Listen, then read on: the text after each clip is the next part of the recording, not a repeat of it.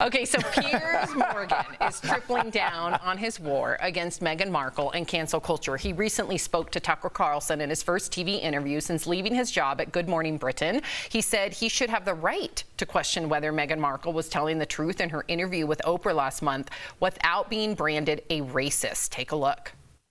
I was under attack from Miss Markle, both directly to my boss and to the government regulatory body, under attack to basically conform to her version of events. And I had to believe her. And if I didn't, I was a callous racist and I should be condemned and ultimately, as it turned out later that day, lose my job. I should be allowed, in a democracy that values freedom of speech, I should be allowed to say, I'm sorry, I don't believe you. What do you make of this, Al? From what I remember, and please correct me if I'm wrong, this wasn't so much about Meghan Markle. This was about his comments about suicide and the fact that the channel that he worked for had a huge campaign going because they had lost an anchor to suicide. So I feel like suicide is not Tucker Carlson's lane. His lane is cancel culture, free speech. I should be able to say whatever I want. So I feel like, again, and Jeff, I've talked to you before about this. I never let anybody set the narrative for what I'm going to discuss. And they're trying to set the narrative like this is about Meghan Markle.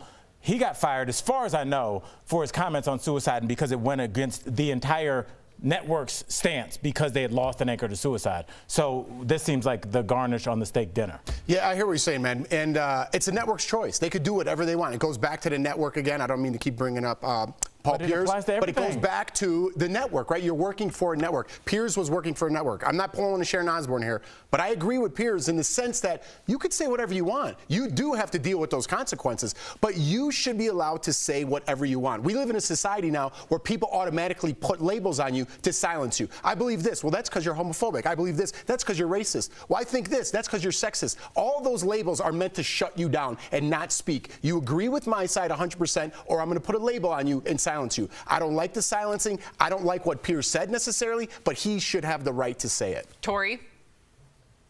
I don't always, first off, I was going to say the same thing. He has a right to say it. He just has to deal with the consequences. But when Jeff says, you put a label on me and you shut me up and you silence me, sometimes I feel like those labels actually are holding someone accountable.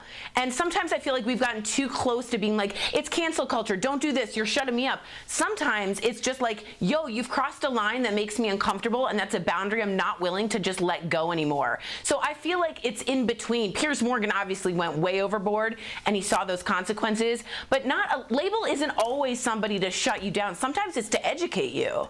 No, it's not. Here, I'm going to push back, Tori, in this sense. We just throw around these words like white supremacists. If you say something little off-colored, you're labeled a white supremacist as opposed to Hitler and what a white supremacist really is. You can't just throw these words around and everyone just jump on board and think it's okay. You're making it okay. I'm saying that's part of the problem.